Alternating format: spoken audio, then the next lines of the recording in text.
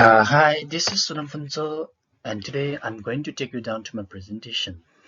And I will be presenting one of the key educational thinkers, and his name is Celestin Freinet.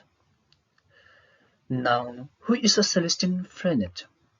Celestin Freinet is a well-renowned French educational reformer, where he developed a very well-distinguished or a very famous method known as the Freinet methods.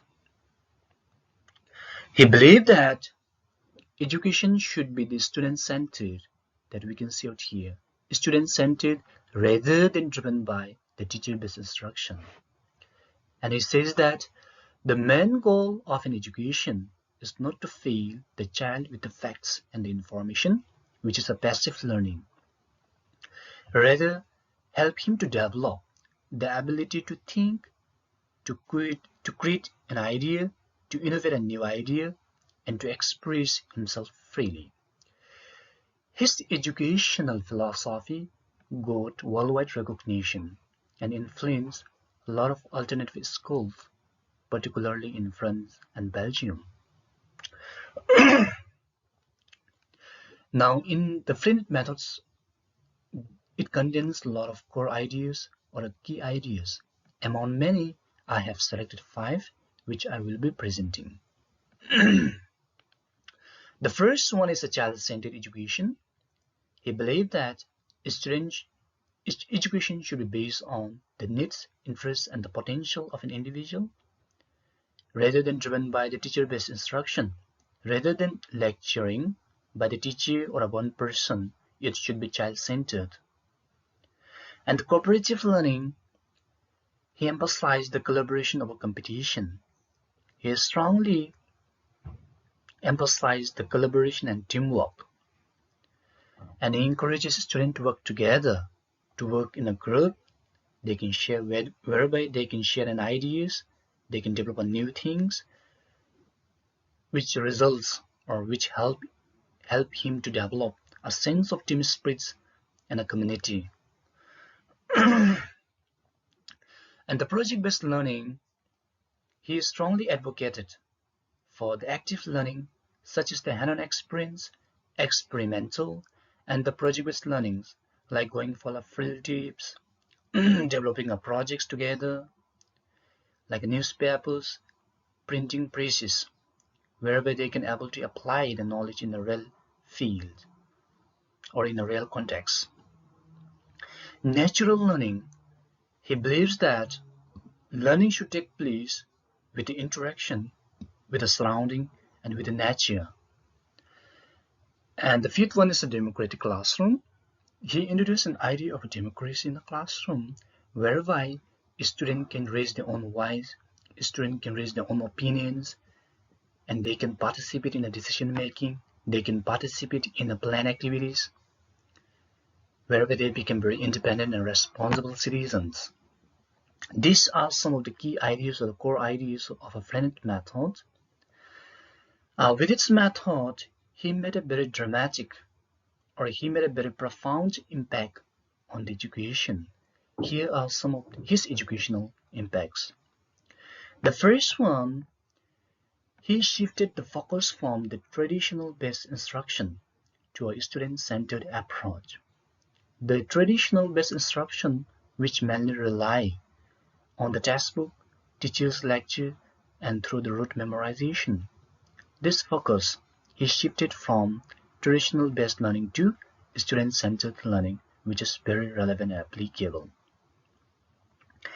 Now, with this method, it fostered 21st century skills through cooperative learning. He strongly advocated the collaboration and teamwork. With this, it fostered the 21st century skills like the creativity, the critical thinking, the problem solvings. And he even promoted the learning through the real life experience in the project.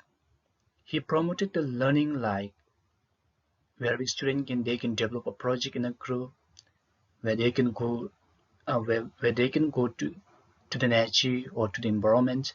They can contact with the environment and nature. They can interact with the nature and environments, which promoted the real life learning, where they can able to tackle the real-life challenges.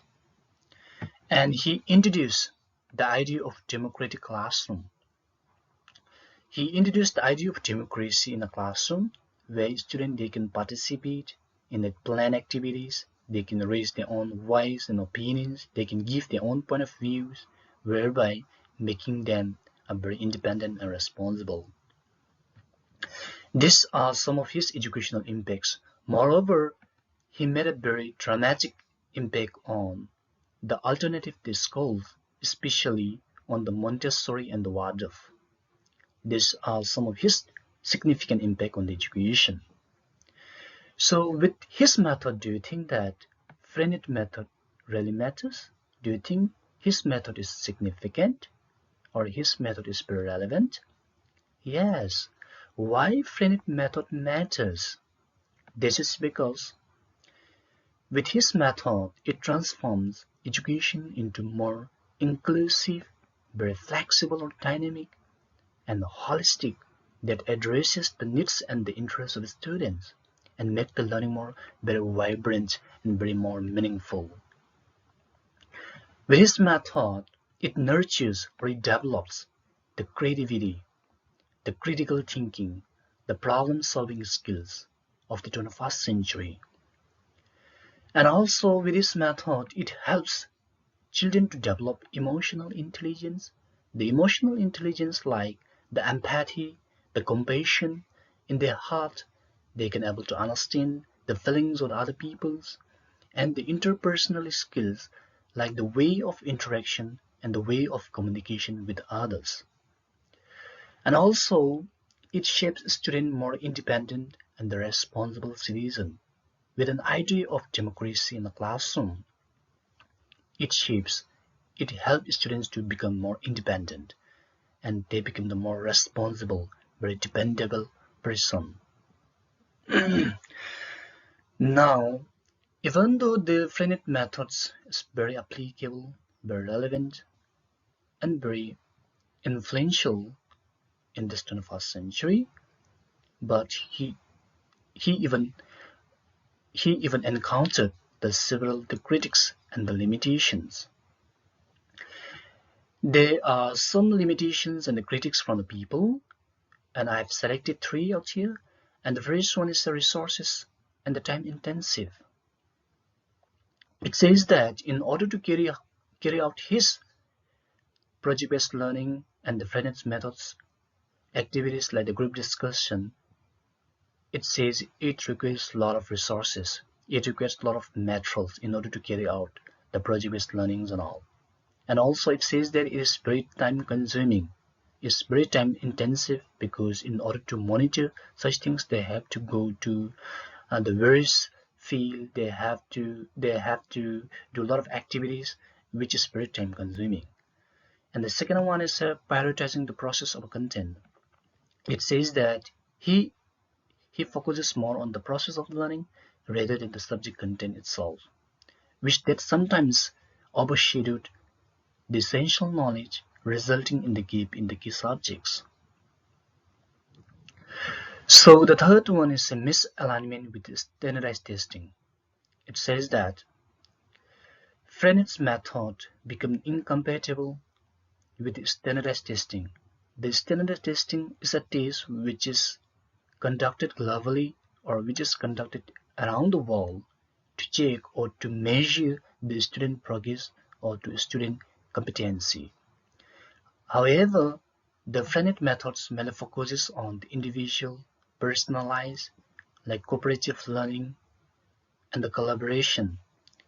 His approach, it does not align with the quantifiable metrics like the test scores and the high-stake learning. These are some of the critics and the limitations of the Freinet methods. Now here comes a very big question, a very thought-provoking question to myself and to my colleagues. The big question out here is, in a world where technology and innovation are centered to education, we all know that now in this 21st century, the technology and innovation become the center to education. Now the question out here is, how does the Freinet focus on the real world real context or real world and the human interaction remain relevant? So with this question, thank you and have a nice day. Thank you so much.